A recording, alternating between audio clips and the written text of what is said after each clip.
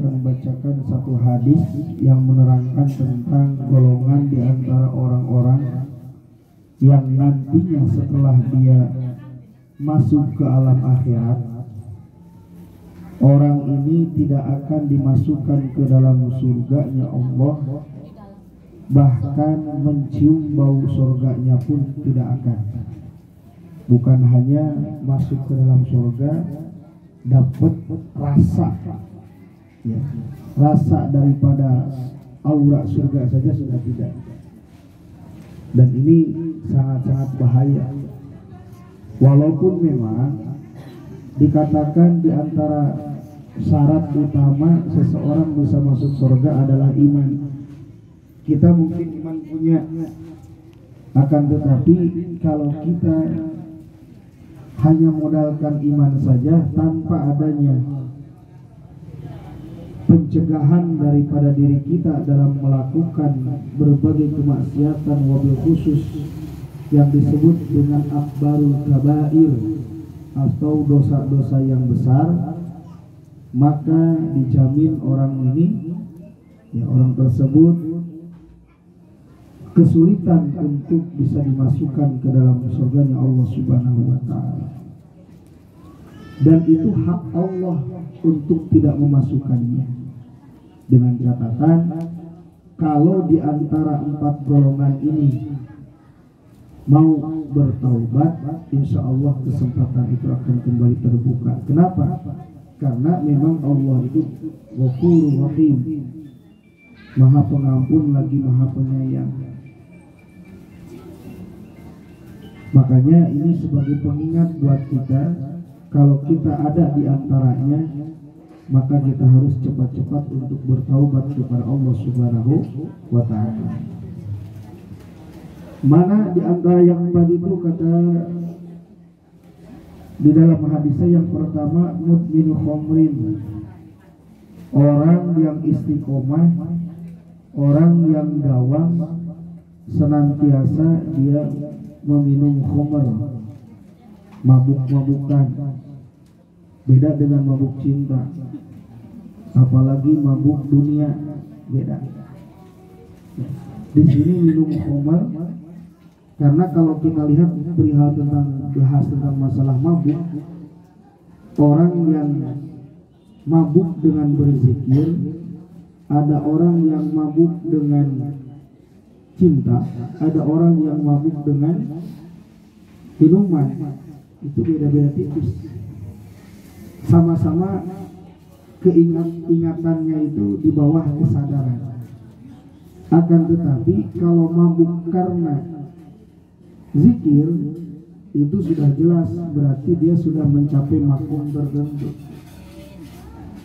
sehingga dalam setiap tingkah lakunya itu tidak pernah putus untuk selalu hatinya terpaut kepada Allah. Itu mabuk zikir namanya. Beda dengan mabuk cinta. Ya. Kalau mabuk cinta, lupa itu tidak efek apa-apa, cuma yang jelas efek kepada badan. Iya kan? Malam tidak mau tidur, siang tidak mau makan, dibilang mayat juga bukan. Ya, diam aja, ditanya nggak jawab. Pokoknya gini lah kira-kira. Kan sama-sama play juga ya. Ada juga yang mabuk minuman, sama juga play itu. Nah, kita jangan sampai termasuk di antara 2 golongan tadi, yang mabuk cinta atau juga mabuk minuman. Cinta bukan hanya kepada pasangan, termasuk cinta terhadap dunia atau cinta harta. Sampai lupa waktu, tidak tahu lagi kapan Senin, kapan Selasa, kapan Sabtu, kapan Minggu, nggak tahu lagi tuh. Jumat aja dilibas seolah-olah sama aja hari ini. Nggak ada. Itu semangat, Ustaz. Bukan semangat, saking gilanya terhadap dunia. Waktu istirahat sudah nggak jelas. Orang harusnya paling lambat jam 10, jam 11 malam sudah harus tidur. Ini mana ada. Jam 12, jam 1 masih sibuk. Kadang tidurnya pun di emperan, dalam arti kata di dekat kedainya gitu misalnya, saking sibuknya itu. Padahal yang dikejar entah apa itu. Kan lucu, orang yang hanya kasih kesibukan seperti itu, dia mengejar dunia, mengejar uang, mengejar rupiah, mengejar cuan. Sudah dapat uang, nanti uangnya itu dibelanjakan lagi untuk modal jualan esok harinya. Kan gitu. Terus saja gitu. Untungnya di mana? Ya sebatas bisa makan saja kadang. Nah, dibilang hindari kalau seperti itu. Oh enggak Ustaz, punya rumah. Lah, kalau memang punya rumah, kenapa tidurnya di kedai? Kalau memang punya rumah, kenapa tidurnya di pasar? Kan gitu. Berarti kan punya titipan, punya amanah, tetapi tidak bisa dinikmati. Punya mobil begitu juga, sekalipun mobilnya Alfa, tetap aja yang dipakai kalau buntung gitu. Udah gitu tidurannya di bak lagi. Nah ini tanda yang cinta dunia, bahayanya di situ. Selagi dia tidak bertaubat, Allah akan mencatat sebagai golongan di antara yang tidak akan mendapatkan kesempatan masuk ke dalam surganya Allah Subhanahu wa taala. Kan punya iman, justru dengan minumnya itu tadi imannya enggak ada. Tetapi tidak sampai menjadikan dirinya sebagai seorang murtad. Tidak. Tetapi kalau dia mati dalam keadaan mabuk, maka jatuhlah dia statusnya kafir. Karena setiap orang kalau sedang melakukan mabuk, maka itu berarti dia dalam keadaan tidak iman. Yang kedua, wa'akilu riba, memakan harta riba. Ini gak usah dibahas, banyak perihalnya. Tapi yang jadi intinya adalah jangan kita selalu berdalih kalau riba itu identik dengan perbankan, itu aja. Padahal sehari-hari kita juga bisa saja kita terjerat dengan perkara yang riba. Wakilu malil yatimi bighairi haqqin, yang ketiga adalah orang yang senantiasa memakan harta anak yatim yang bukan haknya. Nah ini sama, hanya untuk memperkaya, hanya untuk mempercantik, hanya untuk memberikan kesenangan dirinya, dengan dalih membuka panti asuhan salah satunya itu. Banyak kejadian khususnya di Batam inilah yang bisa kita lihat.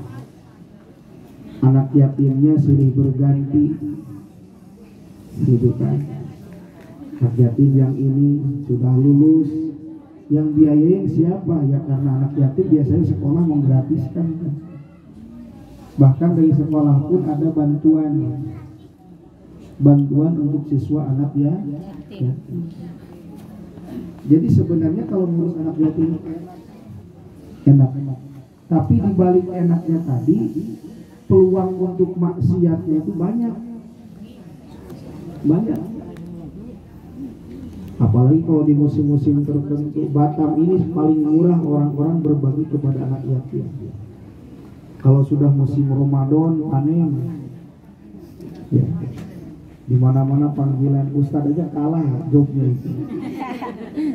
Iya. Masalahnya majlis taklim di bulan Ramadan banyak yang libur, tapi anak yatim justru di bulan Ramadan ini gila-gilaan. Sampai-sampai kan pernah saya cerita, anak yatim yang biasa-biasa saja bisa ganti HP yang harganya jutaan. Dari siapa nak? Ya dikasih orang lah katanya. Ya dari satu orang 100. Ini musim 2024, zaman pejabat, musim naik jabatan.